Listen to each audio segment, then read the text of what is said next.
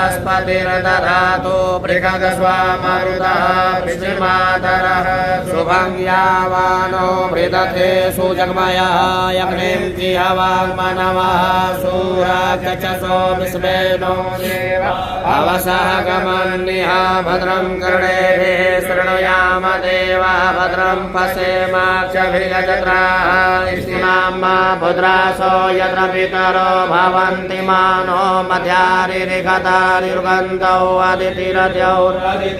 तर्चमदितिरमाता सपिता सपुत्रः विश्वे देवः अदितिः पञ्चजनः अदितिर्जातमदितिर्जनित्वं माद्यो देवाः शान्तिर्ब्रह्म शान्ति सर्वगो शान्ति शान्तिरेव शान्ति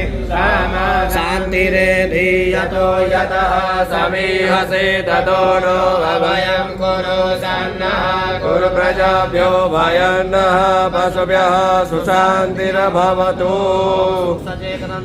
कविलो गजकर्णः लम्बोदरस्य विघ्नो विघ्ननाशो विनायकः धूर्मकेतु गणाध्यक्षो बालचन्द्रो गजाननः द्वादशेतानि नामानि यावणेषुर्यादम्बे विवाहे च प्रवेशे निग्रहे तथा सङ्ग्रामे सङ्कटे मङ्गलम् एषा हृदयस्थो भगवान् मङ्गलाय तनोः